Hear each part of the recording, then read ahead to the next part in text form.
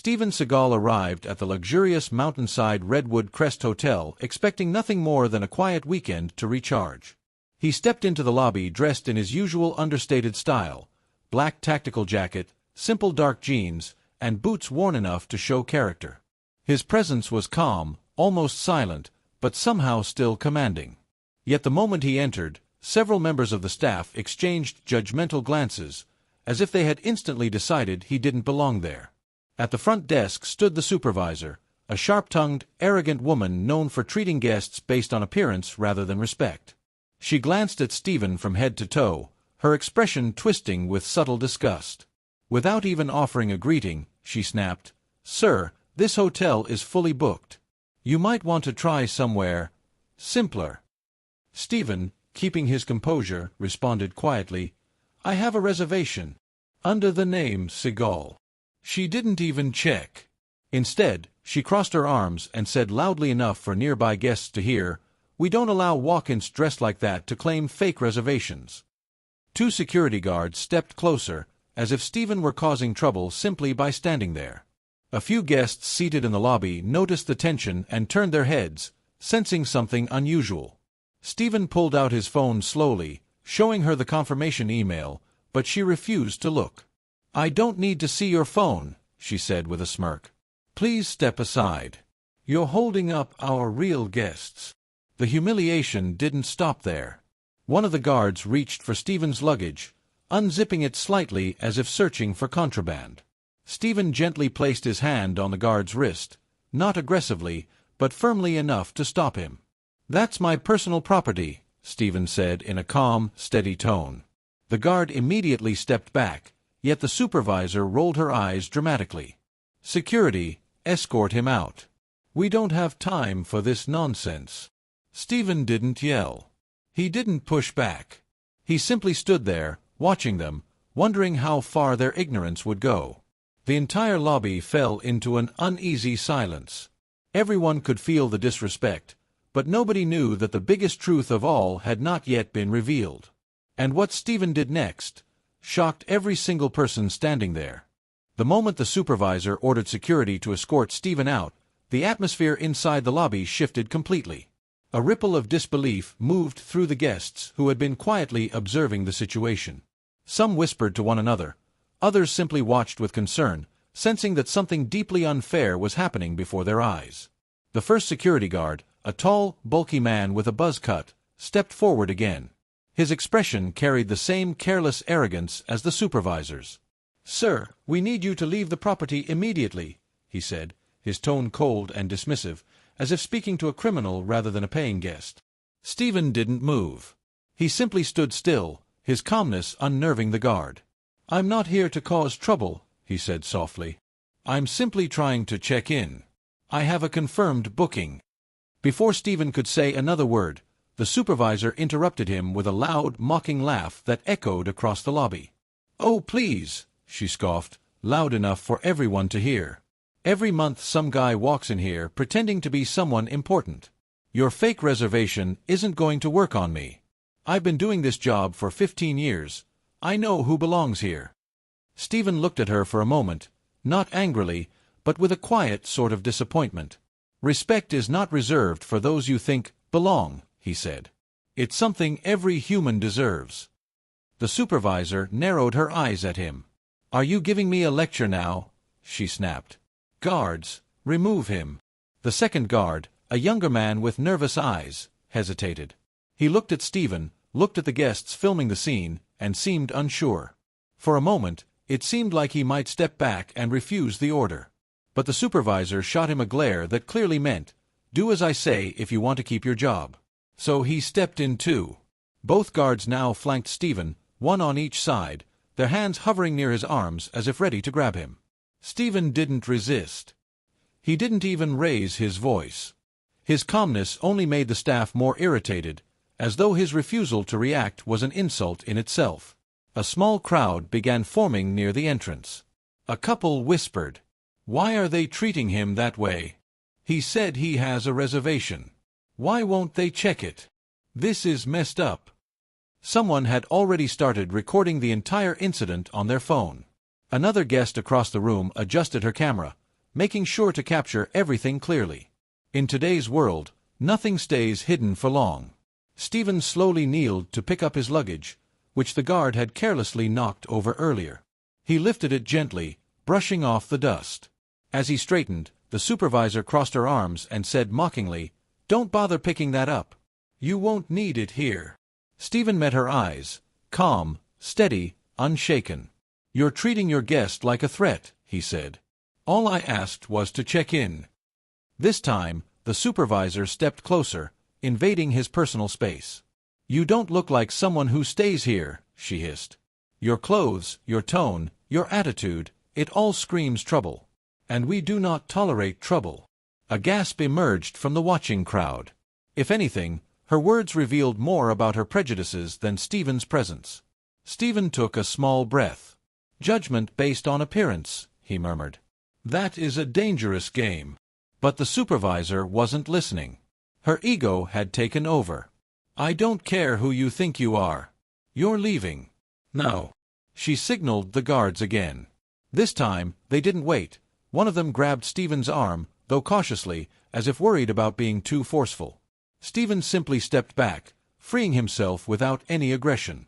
The smoothness of his movement startled the guard, who stumbled slightly. A few guests gasped. "Did you see that? He didn't even push him. He's so calm. It's the staff acting out of control." One woman muttered, "If they treated me like this, I would have already snapped." But Stephen didn't snap. He simply said, "Touching a guest without cause is not just unprofessional, it's illegal." The younger guard looked shaken now. "Ma'am," he whispered to the supervisor, "maybe we should just check his reservation." "What if?" "I said no," she barked, shutting him down instantly. "He's not staying here. End of discussion." The younger guard lowered his eyes. His conscience was fighting his job, but the supervisor's authority held him prisoner. Stephen watched the exchange quietly. And then, for the first time since he had entered the hotel, he sighed, not out of anger, but out of genuine sadness. "I didn't expect hostility from a place known for hospitality," he said. The supervisor smirked again. "Well, now you know better." At this point, the tension in the lobby was thick enough to cut through. Guests who had come in for a peaceful stay were now glued to the unfolding drama. Some looked angry on Stephen's behalf. Others looked disgusted at the staff's behavior. As the seconds passed, the situation grew more intense. More cameras pointed at the scene. More whispers filled the room. And still, the supervisor refused to even check his reservation. Stephen gently set his luggage aside and looked around the lobby, at the chandeliers, the polished floors, the elaborate decor, all symbols of luxury. And yet, all of it felt hollow compared to the lack of simple human decency he had just experienced. He turned back to the supervisor, locked eyes with her, and said in a steady voice that carried across the entire lobby, "You're making a mistake you won't be able to take back." The supervisor scoffed. "Oh, really? And what exactly are you going to do?" The entire crowd leaned forward, waiting, because they could feel something was about to change. And that moment became the spark that would flip the entire hotel upside down. Supervisor speaking rudely at front desk. Female hotel supervisor in gray blazer and white shirt talking rudely to Steven Seagal at the reception desk. Steven standing calmly in black tactical jacket and dark jeans. Ordinary hotel background, simple lighting.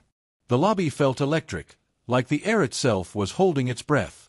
The moment the bellboy whispered, "That's Steven Seagal," a wave of disbelief rolled through the room. Guests leaned forward in their seats, phones raised even higher. Some looked at Stephen with newfound respect, while others stared at the supervisor with disbelief, wondering how she could not recognize the man she had been humiliating for the past 15 minutes. The head of security blinked rapidly, as if processing the information in slow motion. His posture stiffened, his confidence faltering. "Wait, what did you say?" he asked the bellboy.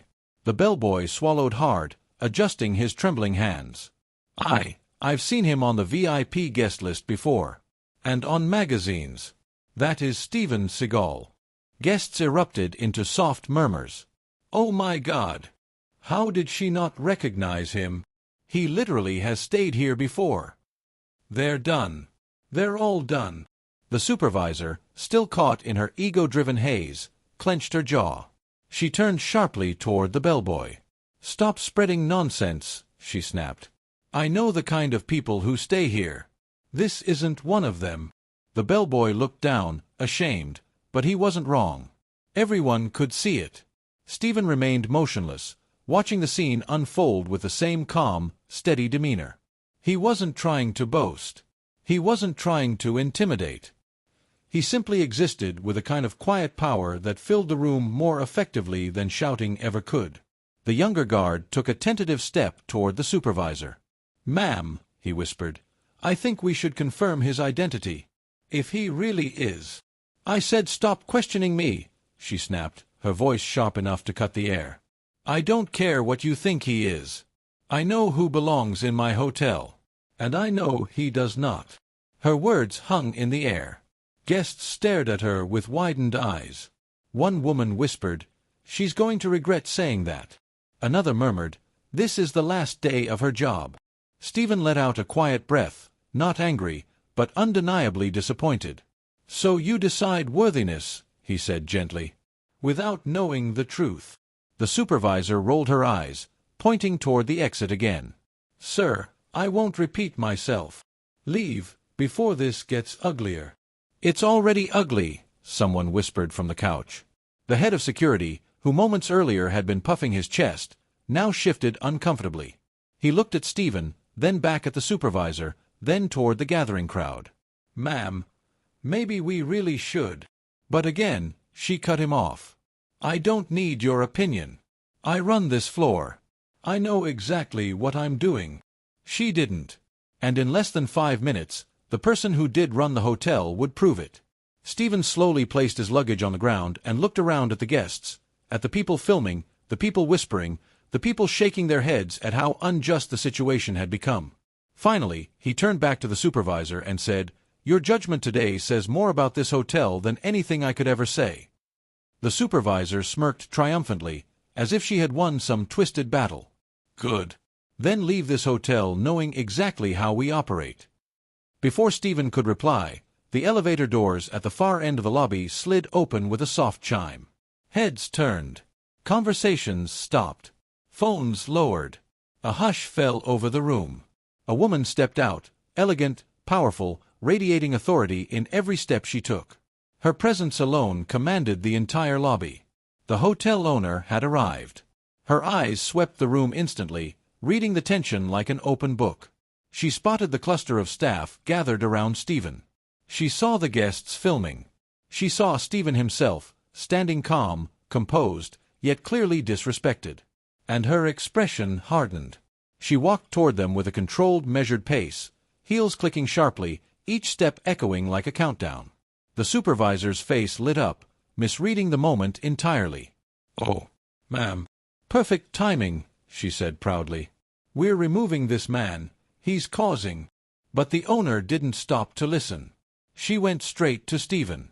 "Mr. Seagal," she said, her voice filled with disbelief and concern. "What in the world are you doing out here? Why are your bags on the floor?" The supervisor froze.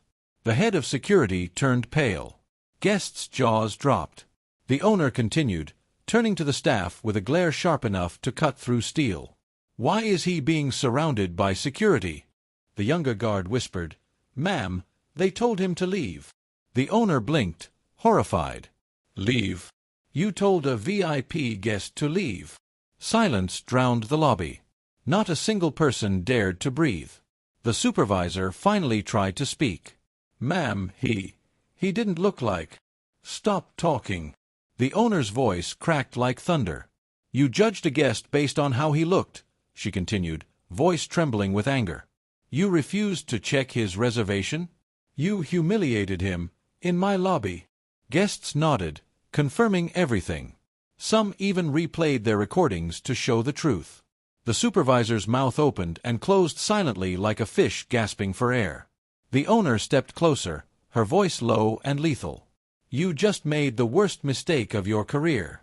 And with that one sentence, the entire room understood. The storm that Stephen warned them about was finally here. And none of the staff, especially the supervisor, would escape it. The entire lobby felt like it had frozen in time. The hotel owner's anger still hung in the air like heavy smoke, thickening the tension with every passing second. Guests watched with wide, unblinking eyes.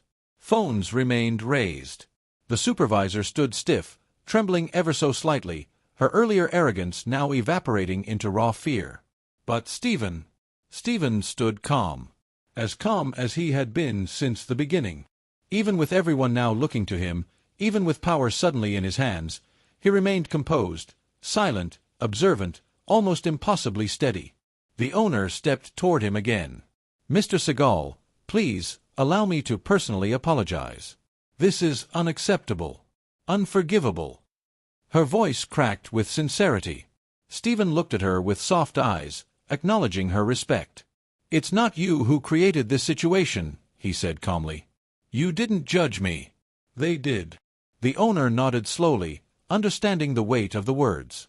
She turned back to the staff, her anger simmering again. "Every single one of you will answer for this," she said sharply. Guests murmured in agreement. "She's right. They deserve it. You don't treat people like that." The supervisor finally found her voice, thin, shaking. "Ma'am, I thought he was causing trouble. I thought he didn't belong." Stephen raised a hand gently, stopping her mid-sentence. The gesture wasn't loud, wasn't aggressive, but it carried more power than any shout ever could. The supervisor swallowed hard, falling silent. Stephen looked around at the lobby, at the gleaming chandeliers, the polished marble, the grand staircase. Then he returned his gaze to the staff, his voice slow and steady. "For years," he began, "I've walked into places like this, not asking for special treatment, not asking for recognition, not asking for anything except basic respect." His tone was soft, yet every word hit the room like a hammer. "You don't have to know who I am," he continued. "You don't have to admire me. You don't even have to like me. But what you owe every human being, guest or not, is dignity." A hush washed over the crowd. Even the owner was still, listening to each word with full attention. Stephen took another breath. "I stood here quietly. I showed my reservation. I didn't raise my voice. I didn't push anyone. I expected the same courtesy you'd give anyone standing here." His eyes shifted to the head of security. "But instead, I was judged before I said a word." The man's face burned with embarrassment. He lowered his stare to the floor. Stephen continued, now addressing the entire staff, "And what you did, that isn't hospitality. That's prejudice. That's arrogance. And it ruins the very foundation of what this place is supposed to represent." The supervisor's eyes filled with panic. "Sir, I didn't mean." Stephen gently shook his head. "Intentions don't erase actions." Her lips trembled. She had no reply. The guests murmured, "He's right. That was powerful. He handled it better than anyone could." Stephen then turned to the younger guard, the only one who had tried to question the supervisor. "You," Stephen said softly, "you knew something was wrong. You hesitated. You questioned her orders." The guard looked up, startled. I didn't think it was fair, sir." "You were right," Stephen said. "It wasn't fair. Courage isn't only in fighting, it's also in standing against injustice. Even when you're scared." The guard blinked rapidly, emotional. Stephen then addressed the entire staff again. "I didn't come here to teach anyone a lesson," he said. "I came here to rest. But life has a way of revealing people. Sometimes, it shows who we are when faced with someone we think is beneath us." The supervisor's face crumpled. She whispered, "I'm sorry." For the first time, Stephen looked directly at her, calm, firm, but not cruel. "An apology," he said, "means nothing if it comes only after consequences arrive." Her breath hitched. Stephen stepped back, placing his hands behind him, his voice growing even steadier. "I have stayed in hotels around the world. Some grand, some simple. But the one thing that separates the best from the worst isn't luxury." He paused. "It's how they treat the people who walk through their doors." The owner closed her eyes for a moment, absorbing the truth of that statement. When she opened them again, anger, frozen, cold, controlled, returned to her voice. "Mr. Seagal," she said, "thank you for your grace. Thank you for your calm. And thank you for reminding us what integrity looks like." She turned slowly toward her staff. "All of you," she said, pointing at the supervisor, the head of security, the older guard, "have completely failed the core values of this hotel." The supervisor's knees shook. "You didn't just disrespect a guest," the owner continued. "You disrespected my hotel, my legacy, and everything I've built." Tears formed in the supervisor's eyes. Stephen didn't say another word. He had said everything that needed to be said. His calmness, his dignity, his powerful tone, they had changed the room. The staff could no longer hide behind excuses. The guests could no longer ignore the injustice. And the owner could no longer tolerate incompetence.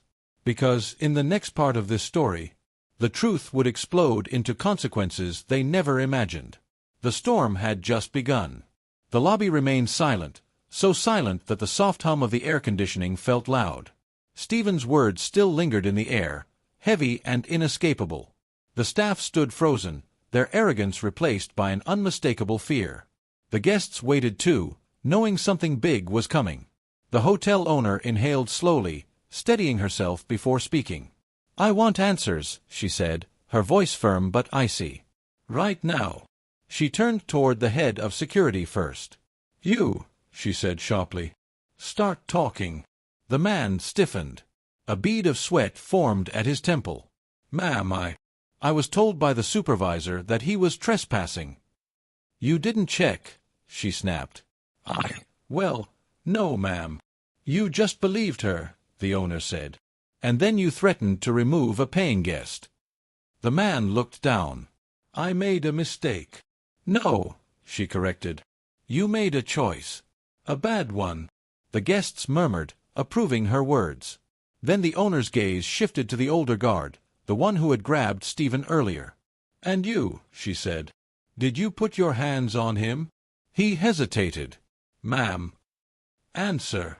He swallowed. "Yes." The owner's eyes flared. "You physically touched a guest without cause?" He wasn't cooperating," the guard stammered. Stephen's calm voice cut in. "I wasn't resisting. He grabbed me." The owner didn't hesitate. "You're done here. Effective immediately." The guard's face drained of color. The murmurs in the lobby grew louder. Guests exchanged looks of satisfaction. Justice was finally unfolding right before their eyes. But the worst was reserved for the supervisor. The owner turned to her slowly, like a judge preparing a final verdict. "And you," she said. "You are the root of this disaster." The supervisor shrank under her glare. Her face was pale, lips trembling. "Ma'am, please," she whispered. I truly thought he was." "You thought?" The owner cut her off harshly. "Your job is not to think who belongs here. Your job is to check reservations, provide service, and maintain hospitality." "I know, but—" "You refused to check his reservation." "You judged him based on clothing." "But you mocked him in front of other guests." "Ma'am." "You tried to have him physically removed." "I didn't." "You lied to security." The supervisor's eyes filled with tears. "Ma'am, I'm sorry." The owner stepped even closer. "Do you know who you humiliated today? Whom you kicked out of MY Hotel?" The supervisor looked at Stephen with the face of someone realizing their entire life was falling apart. He's an actor," she whispered faintly. "Right." A gasp rippled through the lobby. Guests looked at each other in disbelief. The owner shook her head, disgusted. "You don't even know who he is. You didn't even bother to ask." Stephen stood quietly, letting the moment speak for itself. The owner continued, "Steven Seagal is not just an actor. He is a world-renowned martial artist, a philanthropist, and a long-time VIP guest of this hotel. He's stayed here more times than you've worked here." The supervisor's knees buckled. She clutched the counter for support, tears streaming. "But I didn't know." "That's the problem," the owner growled. "You didn't want to know. You looked at him, judged him, and decided he wasn't worthy. You made a fool of yourself.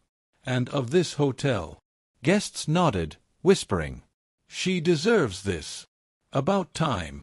You don't treat people like that. Then the owner delivered the final blow. You're fired, she said coldly. Pack your things. Leave this hotel immediately. The supervisor's breath hitched. Ma'am, please. No, the owner said. You don't get to humiliate people and still wear this uniform. Not in my hotel.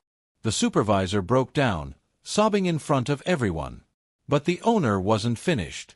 She turned to the remaining staff involved. Every one of you who supported this behavior, go to HR. Your employment is terminated.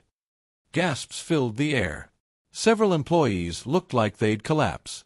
The owner exhaled slowly, regaining her composure. Then she turned back to Stephen, her expression softening. Mr. Seagal, she said, I cannot express how deeply sorry I am. Her voice wavered, not out of weakness, but from genuine regret. This hotel, my hotel, failed you today. Stephen looked at her. Still calm. Still gracious.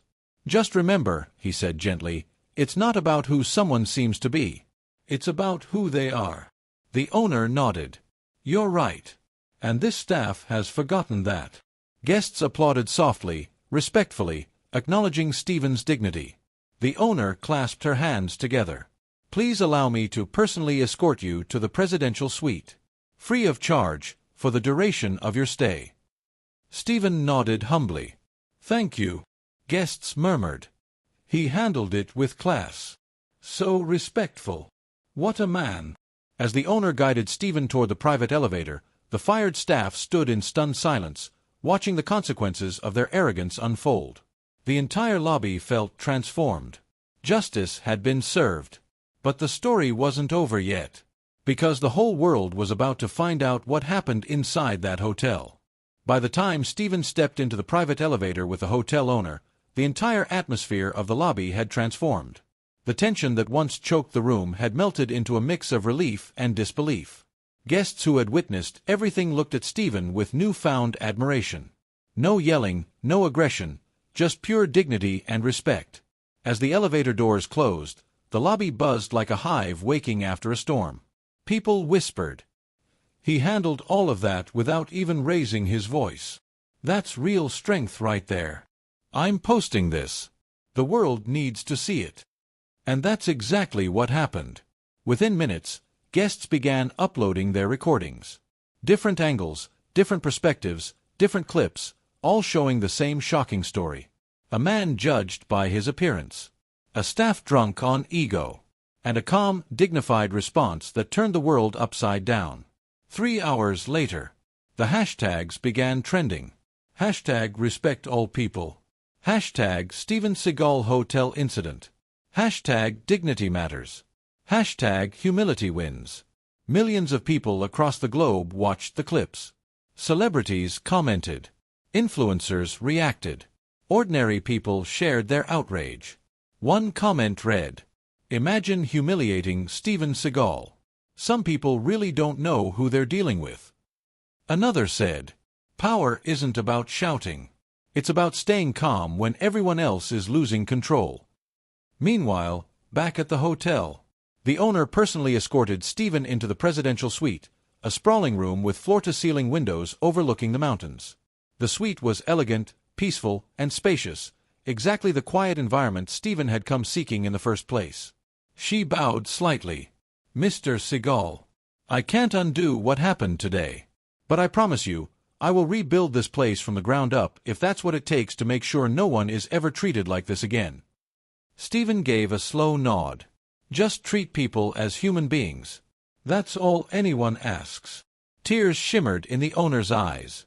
"Thank you for your patience, for your maturity, and for not letting anger define this moment." Stephen offered a small smile. Anger solves nothing. Teaching through example changes everything.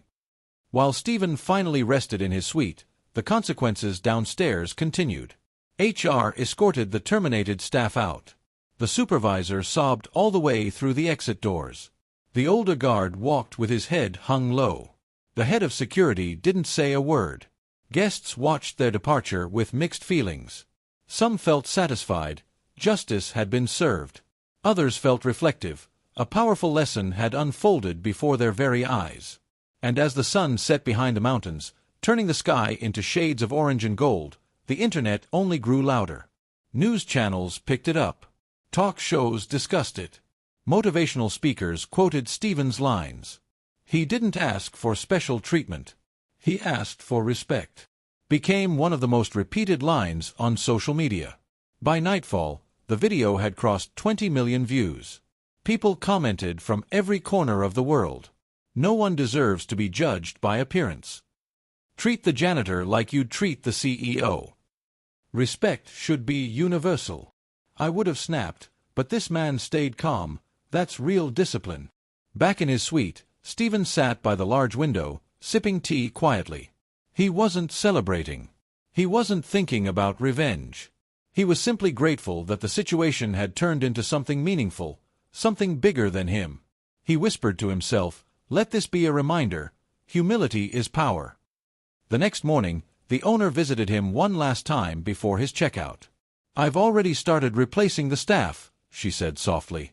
"And I've scheduled training for every employee. Respect, diversity, communication, compassion. This hotel will never forget what you taught us." Stephen stood, shook her hand gently, and replied, "I never wanted this to happen. But if it brings change, then it wasn't in vain." As he walked out of the hotel, guests who recognized him nodded respectfully. Some clapped lightly. Others simply smiled, grateful for the example he set. And when Stephen left, the entire hotel understood something profound. You never know the story behind the person standing in front of you. So treat them with respect. Always. Final call to action for your viewers. If you believe everyone deserves respect, no matter who they are, type respect in the comments and follow for more powerful stories like this one.